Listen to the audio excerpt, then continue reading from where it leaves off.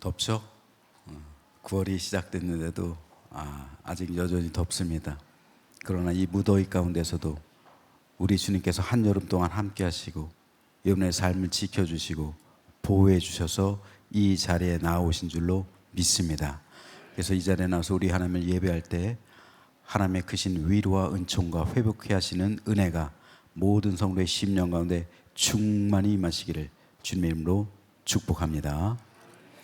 오늘 본문은 야곱이 임종하기 전에 마지막으로 요셉과 요셉의 두 아들을 불러서, 특별히 요셉의 두 아들을 야곱의 양자로 맞아들이는 장면에 대해서 기록하고 있는데, 이것은 사실상 야곱이 요셉을 자신의 장자로 선언하고 있는 겁니다.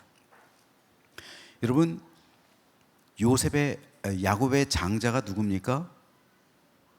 야곱의 장자 루벤일까요?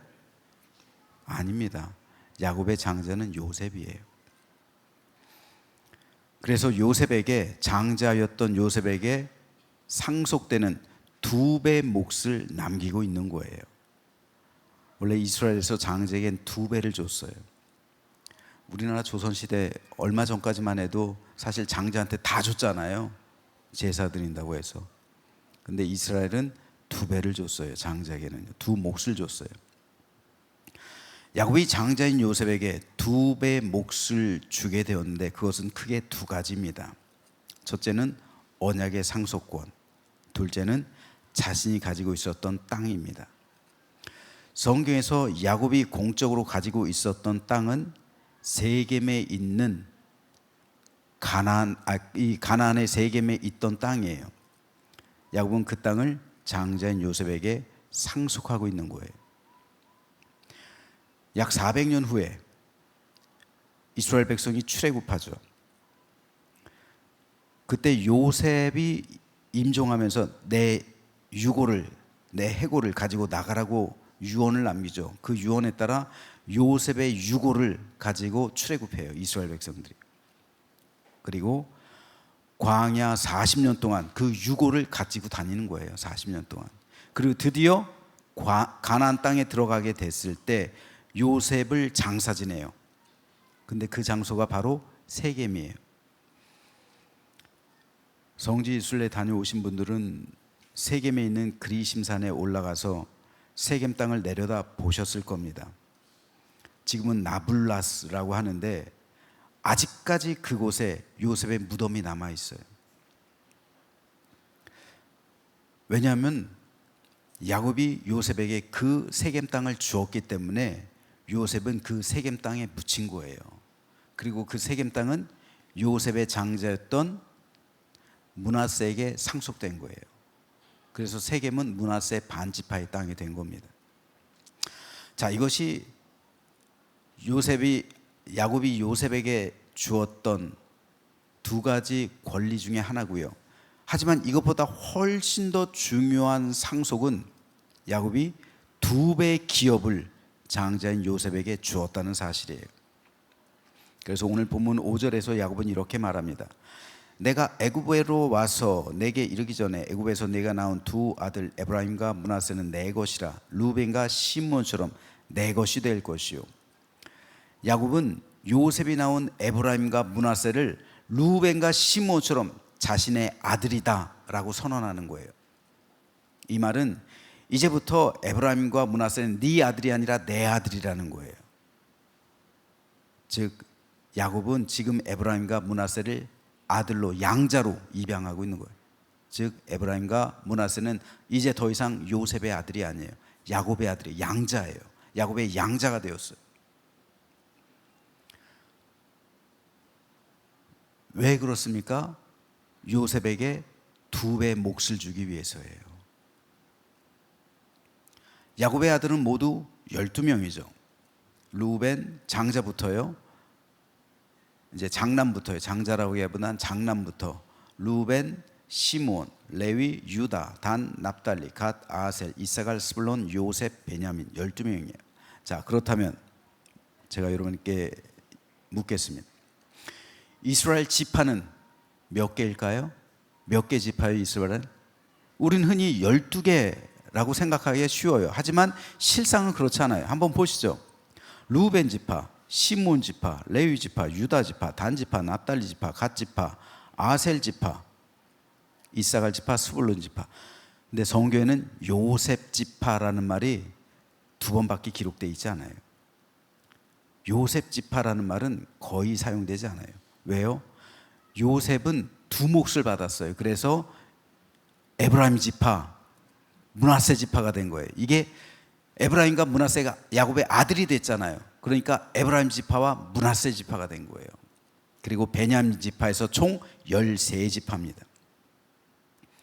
모세 시대 이후로 레위 지파는 하나님의 전을 위해 따로 구별됐기 때문에 레위 지파를 빼고 나머지 12지파에게 가나안 땅이 상속된 거예요. 그러니까 가나안 땅을 상속받은 지파는 12지파예요. 레위 지파는 가나안 땅을 상속받지 못했죠. 하나님의 성막에서 성전에서 온전히 헌신하도록 그렇게 구별된 지파이기 때문에 그렇습니다. 그렇기 때문에 에브라임과 므낫세는 루벤이나 시몬이나 레위나 유다와 더불어 형제 관계가 된 것을 알 수가 있어요. 자, 여기에 더해서 야곱의 장자는 요셉이라고 그랬죠. 그리고 이 장자권이 두 지파로 이어져서 두 몫을 받는 것을 알 수가 있습니다. 그래서 특별히 요셉의 장자는 므낫세예요. 원래 므낫세가 형이니까. 그런데 야곱이 손을 엇바꿔서 안수를 해요. 그래서 차자인 에브라임을 높여요. 그래서 요셉은 자기의 장자를 므낫세라고 생각했는데 야곱은 장자를 에브라임이라고 선언했어요. 그래서 이때부터 이스라엘의 장자 지파는 에브라임 지파가 되는 거예요. 에브라임 지파가 장자 지파예요, 이스라엘에서. 그래서 이들은 분명히 이 족보로 볼 때는 조카들이었는데 이제 조카가 아니에요. 큰아버지들이 아니에요. 형제들이에요. 그리고 나아가서 에브라임 지파가 이스라엘의 장자 지파가 돼요. 이것이 야곱이 요셉에게 준 축복이었습니다. 그런데 그 당시 상황 속으로 한번 들어가 볼게요. 자, 에브라임과 므낫세 입장에서 한번 요셉의 축복을 한번 야곱의 축복을 한번 생각해 볼게요. 자, 에브라임과 므낫세는 애굽에서 났어요. 그렇죠. 총리가 된 아버지에게서 났어요. 그의 엄마는 누구예요? 애굽의 대제사장의 딸이에요. 왜 할아버지가 애굽의 대제사장이에요? 그러니까 바로가 권력을 주기 위해서, 총리에 부끄럽지 않은 권력을 만들어 주기 위해서 대제사장의 딸에게 준 거예요. 여러분, 종교 권력은 평민 권력과 이어지는 중간에 있어요. 영국도 그래요. 영국도 의전 서열이 있는데 1, 2, 3위까지는 다 왕가예요. 왕실. 그리고 5위부터 이제 평민들로 나아가는데 4위가 누군지 아세요? 4위가 캔터베리 대주교예요. 모든 평민보다 더 높아요. 한 등급 더. 왜 그러냐면은 이 정직자 계급은 왕가와 평민을 이어주는 계급이에요. 그렇기 때문에 애굽도 마찬가지예요. 대제사장이라는 이 계급은요, 왕과 평민을 이어주는 그런 계급이기 때문에 굉장히 높아요. 그러니까 요셉에게 권력을 실어주기 위해서 바로가 대제사장의 딸과 결혼을 시킨 거예요.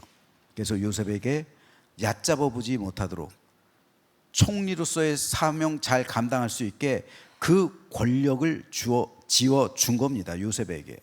그러니까 므낫세와 에브라임 입장에서 볼 땐 할아버지가 대제사장이에요. 외할아버지가. 아버지는 애굽의 총리예요. 왕을 빼놓고는 이보다 더 높을 수 없는 거예요.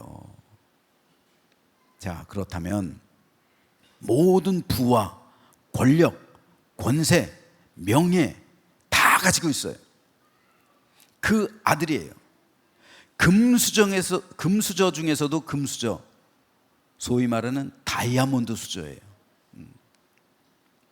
상위 0.001% 안에 드는 그러한 아들이 므낫세와 에브라임이었다고요. 그런데 지금 야곱이 그 므낫세와 에브라임을 자기 양자로 삼아요. 여러분, 그 양자가 되고 싶어요?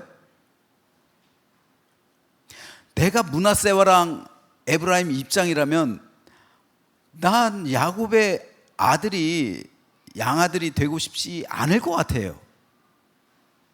모든 권력을 다 가지고 있어요. 그런데 야곱의 아들이 되면 시골 촐로의 아들이 되는 거잖아요. 야곱이 남기고 있는 땅이요? 그깟 세겜 땅? 그거 얼마 되지 않아요. 애굽에 있는 그 땅에 비하면 이건 재산도 아니에요. 뭐 하나 가지고 있는 것도 없어. 뭐 이거 시골 촐로잖아요. 양치기잖아요. 목동이잖아요. 출애굽하면 그냥 방황해야 되는 그런 인생이잖아요. 나 같으면 양아들이 되고 싶어 하지 않겠어요. 거절할 것 같아요. 아버지 무슨 말입니까? 나는 할아버지 무슨 말이? 난 그냥 애굽에서 남을 거예요. 자, 바로 여기에 요셉의 위대한 점이 있는 거예요. 요셉은 자녀들을 세상의 관점에서 바라보지 않았어요. 세상의 관점으로 바라본다면 아버지 그냥 아버지 아들 나니까 그냥 그거 세겜에 있는 땅 안 받아도 돼요. 그거 굳이 그거 뭐 그냥 형한테 줘요. 필요한 사람한테 줘요. 난 여기서도 충분하니까 그냥 필요한 사람한테 줘요. 그렇게 말했을 것 같아요. 그리고 자기 므낫세와 에브라임을 보호했을 것 같아요. 그리고 이 아이들은 여기서 그냥 평안하게 그냥 형통하게 여기 있으면 얘 출세하면서 살 거예요. 그렇게 하는 것이 자녀를 사랑하는 법이다 생각했을 거예요. 하지만 요셉은 그렇지 않았습니다. 요셉은 결코 세상의 관점에서 자녀를 바라보지 않았어요. 요셉은 아브라함과 이삭과 야곱의 언약을 이어받는 믿음의 관점에서 자녀들을 바라봤어요. 따라서 재산과 명예, 권력과 부를 유업으로 상속시키기보다는 하나님의 언약을 유업으로 상속시키는 편을 선택했단 말이에요. 이 정도 믿음 되니까 하나님께서 야곱의 가족을 요셉에게로 보낸 거예요. 이 정도로 확고한 언약에 대한 믿음이 있었기 때문에 여호와 하나님의 언약이 요셉을 통해 보존될 수 있었던 거예요. 하나님은 지금도 요셉 같은 사람을 찾으십니다. 우리는 살아가는 자녀들에게 세상의 부, 명예, 출세 그리고 재산을 남겨주길 바라요. 모든 부모라면 똑같은 마음이에요. 여러분 이런 생각 안 해봤어요? 저 아이가 왜 내 밑에서 태어났나? 부잣집에서 태어났으면 행복하게 살았을 텐데, 있는 집에서 태어났으면 더 재능을 잘 살려가지고 잘 살았을 텐데 괜히 애비애미 잘못 만나가지고 저 고생하는구나. 이게 부모의 마음이에요. 안 그래요? 이게 부모의 마음이에요. 모든 부모는 자녀가 세상에서 잘 살고 형통하고 행복하고 많은 것을 누리며 살아가길 바라요. 이게 부모의 마음이에요. 그래서 부모는 어려울지라도 자식을 위해서라면 최선을 다해 살 길 마련해 주는 거예요. 요즘 우리나라 출산율 세계 최저 수준이라고 해요. 그 이유를 모르니까 젊은이들한테 물었어요. 결혼을 앞둔 젊은이들, 그리고 결혼한 젊은이들도 마찬가지예요. 왜 아이를 안 낳습니까? 왜 아이를 낳을 계획이 없습니까? 물었더니 가장 큰 이유가 자식에게 가난을 대물림해 주고 싶지 않습니다.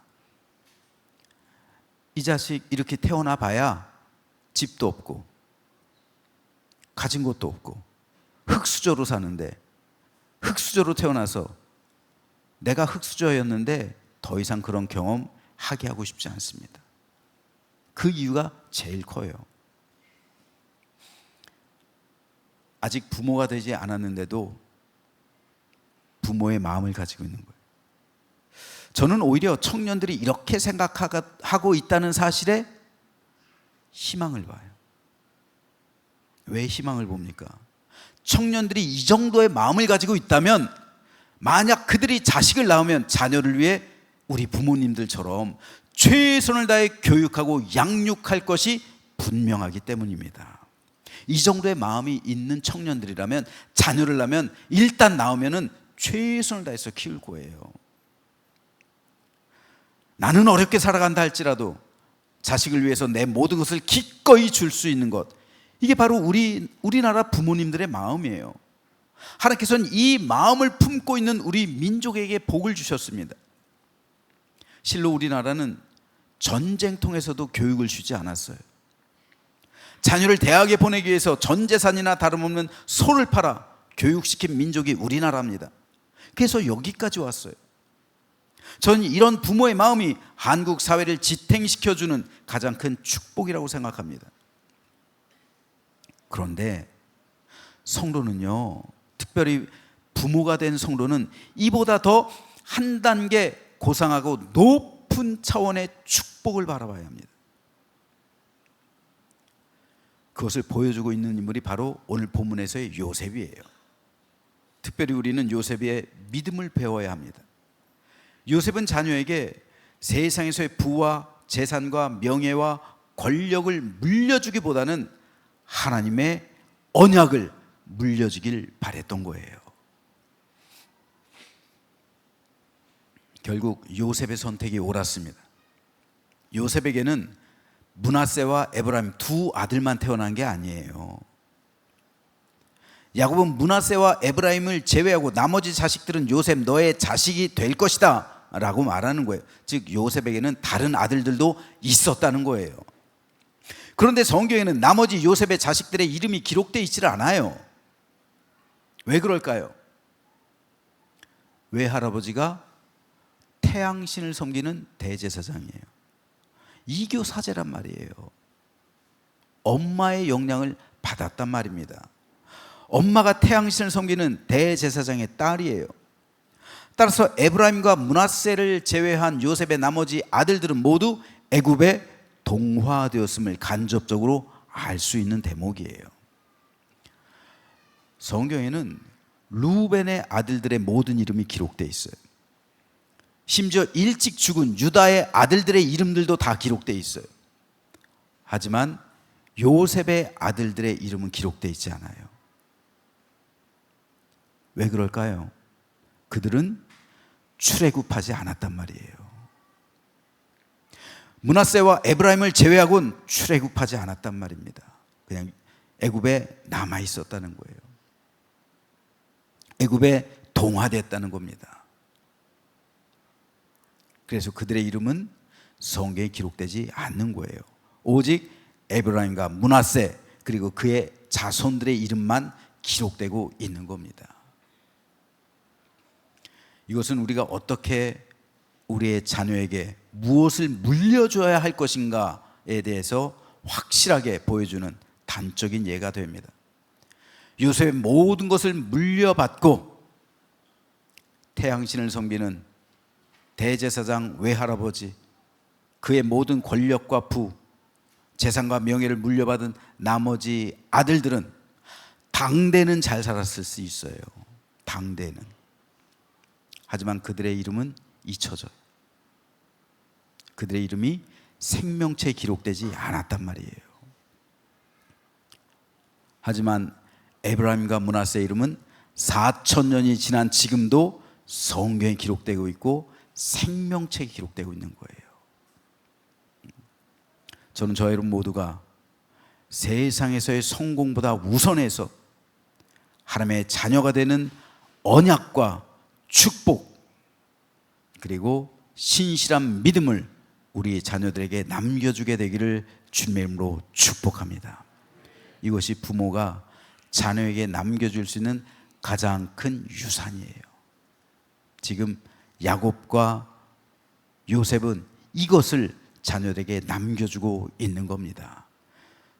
오늘 우리 역시 우리 자녀의 이름이 생명책에 기록된다면 이것이 우리가 자녀에게 줄 수 있는 가장 큰 축복이라는 사실을 믿으시면서 오늘 이 시간 저와 여러분 모두 우리 자녀들의 믿음을 위해 요셉처럼 결단을 내리시는 오늘 아침 되시길 소망합니다. 그래서 에브라임과 므낫세처럼 언약의 자손이 되어서 천국을 유업으로 상속받고 하나님과 동행하며 주님의 제자가 되고 성령의 종이 되는 복된 믿음의 백성들 되게 하시기를 주님의 이름으로 축원합니다.